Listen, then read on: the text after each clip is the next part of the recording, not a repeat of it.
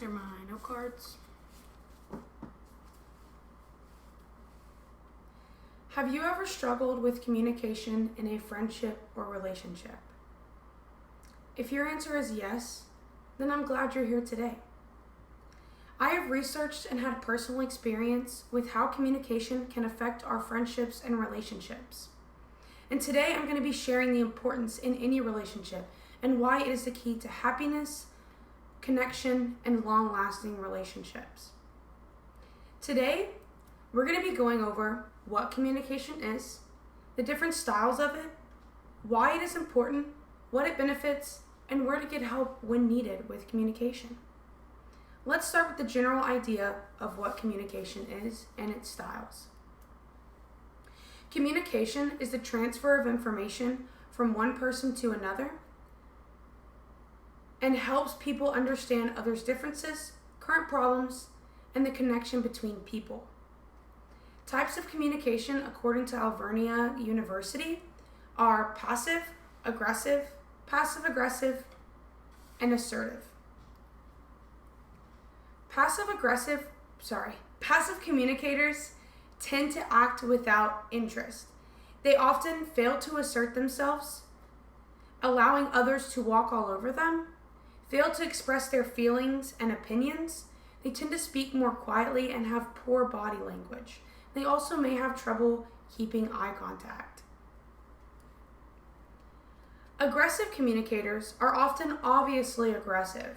They tend to humiliate others to be in control and have loud, demanding, and controlling voices.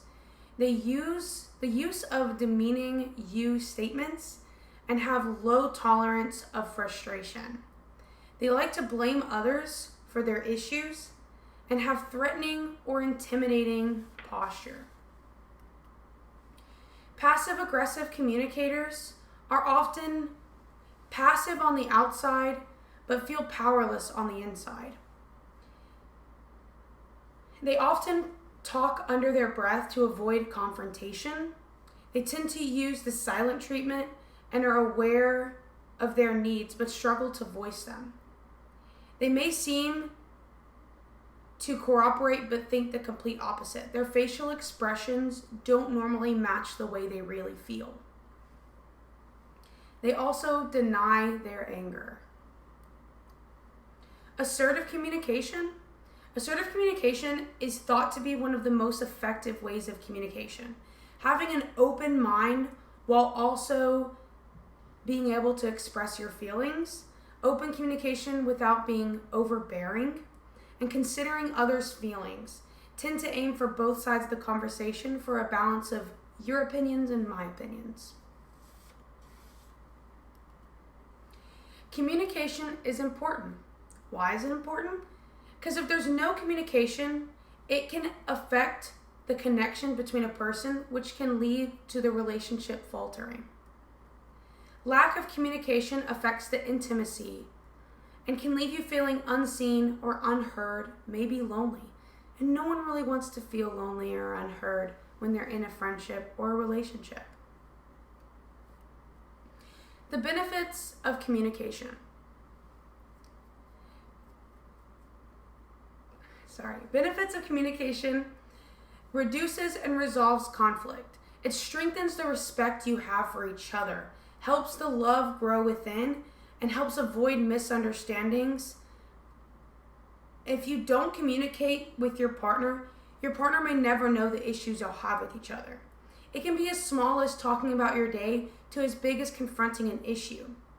Open communication resolves arguments and disagreements. So if you're not taking the time to really speak with your partner about just your day or things that have bothered you or issues, your partner's never going to know what's going on. Your friend is just going to be blindsided by the issues that you're having with them. How can we improve our communication? We can improve it by fully listening and being present, keeping an open mind and validating the feelings of the person communicating to us.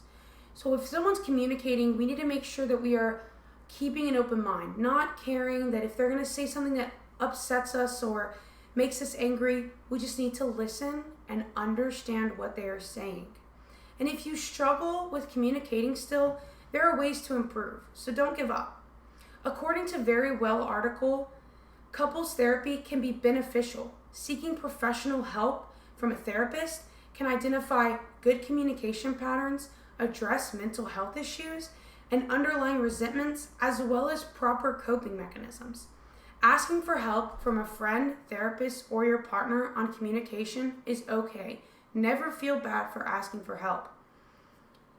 And just remember that communication is not a fix-all problem. Misunderstandings and problems can still happen with a relationship or friendship full of communication. Now that you understand that communication is truly one of the most important things in a relationship, if you always make it a point to communicate with your partner or friend, and they always make it a point to communicate with you, it will limit your problems and misunderstandings you have in that relationship. Communicating with each other on what we want and need will help build a healthy, beautiful, and long-lasting relationship. Thank you.